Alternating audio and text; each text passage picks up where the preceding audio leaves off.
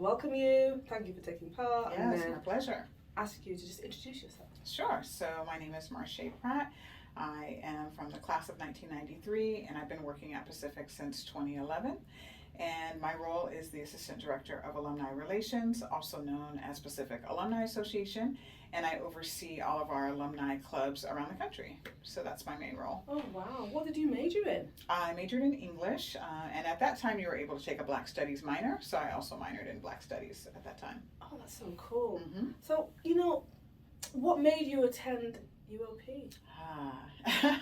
So, as with many people that you've probably interviewed who look like us, UOP was not my first choice necessarily. I thought it was way too expensive. I didn't think my family could afford it. And so I actually applied to Howard University and a couple of other schools back east, thinking that I had a better chance of getting in. I also applied to some Cal State schools and so forth. And I got in and I was really excited. I got into UOP. I was stunned. I was super excited that I even got in. I was like, yes, I made it. And I thought, ooh, how will I pay for it? So I told my mom, UOP is really too expensive. I think I'm going to go to a different school where I can get more financial aid, or I'll go to a junior college first and then transfer. She said, absolutely not. UOP is a great school and we will find a way. So that's how I ended up here. So I definitely tried to talk my mom out of making the financial investment. I felt a lot of pressure by her doing that, but she said, you got into the best and you need to go to the best. So that's how I ended up here. Wow. I find that really interesting that your mom said it's a great school. Do you know how she knew about UOP herself? I don't know how she knew, but I think that she was impressed that it was a private school. I had never attended a private school. I'd been to public schools my whole life. And I think the class ratio at that time was 1 professor to 13 students. Wow. And she knew that I was the type of student that if I built a relationship with a professor or a teacher, I would do a lot better in the course than just being one of, say, 200-300 students. So I think that's what attracted her to the school, was the fact that it was a private school and it was compared to Stanford and Yale and all of those. And so I think there was a bit of pride there that I had gotten in.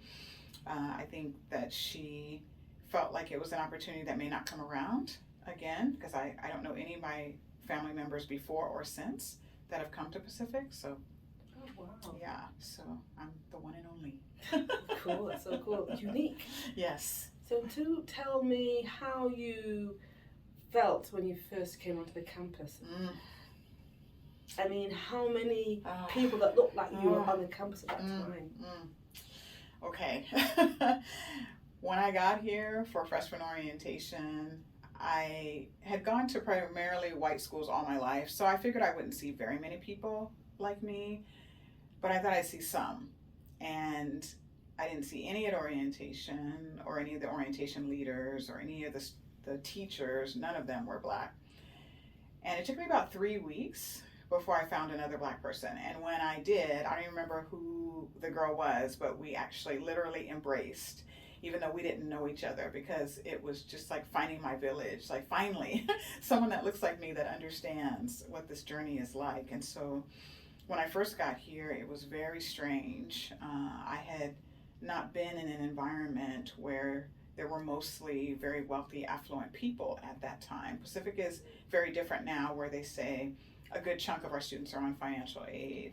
But during my time, it didn't feel like anybody was on financial aid except for me and my roommate. So I lived in Grace Cavell my freshman year, and it was wild. And it was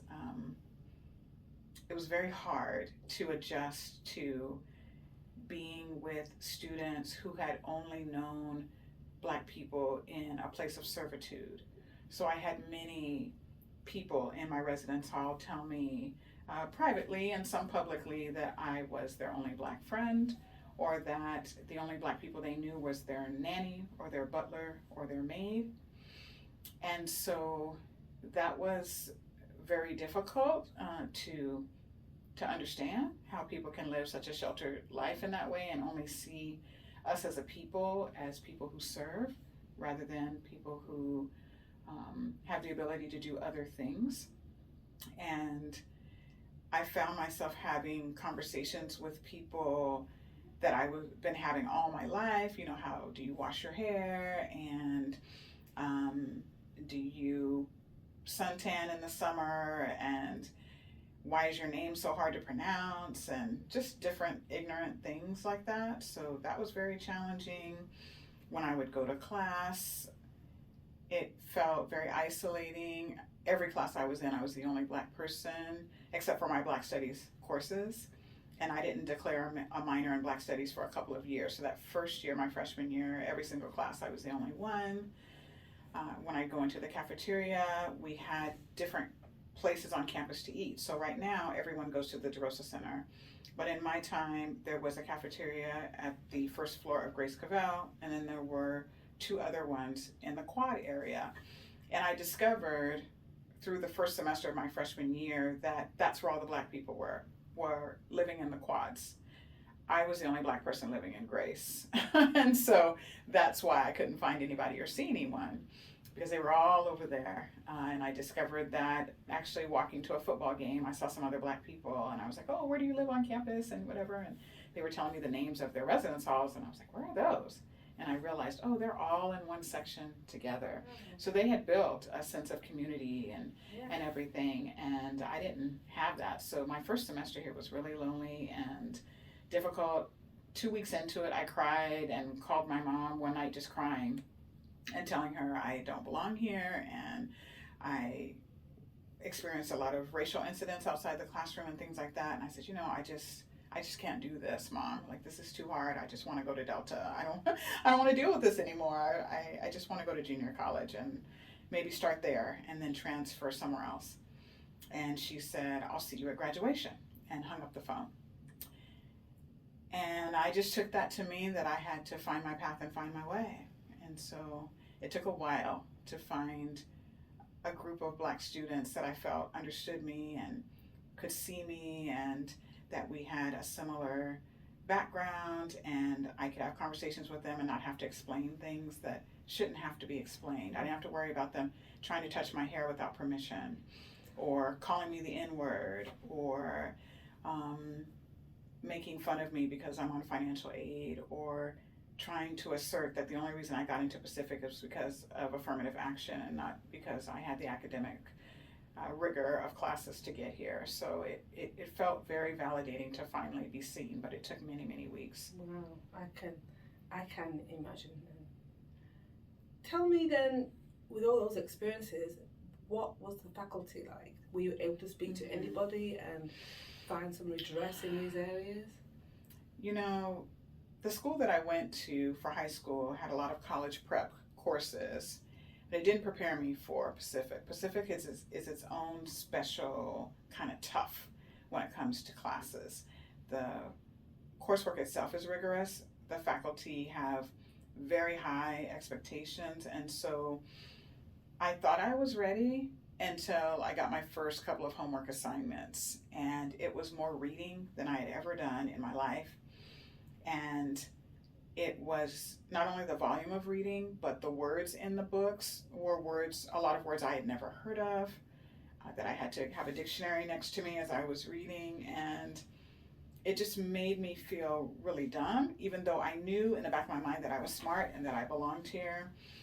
There were certain things that I think my classmates who were white and mostly had gone to all private schools had been exposed to some things that in the public system I didn't have the opportunity to be exposed to. And so I was definitely working twice as hard as others in a lot of ways. The faculty, for the most part, I think were pretty kind to me overall. There were only maybe 1 or 2 in the 4 years that I was here that treated me in a way that was unkind. The ones that treated me kindly, I would say, went over and above for me. My freshman year, I was a student of a wonderful teacher who was still to this day the hardest teacher I've ever had, named Arlen Hansen. They have a scholarship named after him now. And it turned out we were his last class that he taught before he passed away. And he had some type of cancer or something that none of us knew at the time. A very tall, thin man, very stern, and he taught a class called American Authors, I believe is what it was called. And the first day of the class, he said, half of you are going to drop before the week is over. And so don't waste my time and just drop now if you're not willing to put in the work. So there were, I'd say about 70 of us in the class. And by the end of the week, there were 30 of us left. And then the following week, he said, okay, now those of you that are left and want to persevere through this, let's get to work. And so he started giving us our assignments and so forth. And I got really sick. Like I said, I was very stressed out my first semester and really struggling emotionally and otherwise to fit in or try to find my way. And I ended up having the flu for a week or so. And I lived on the second or third floor of Grace Cavell at that time, which didn't have an elevator. And so at that time, of course, we didn't have internet. I couldn't email my professor and say I'm not going to be there. I just didn't show up. I couldn't afford a cell phone at that time. They were new. Okay, so it's kind of funny talking about this stuff. But anyway, he climbed 2 or 3 flights of stairs to bring me my homework because he noticed I was missing from class. And that was a real breakthrough moment for me because I felt not only does this teacher care about me, but this is a white teacher that cares about me to the point where he noticed I was missing. He saw you. And saw me. Yeah. And so I was so touched by that. And although I was still getting fairly poor grades in there, I was used to getting A's and B's.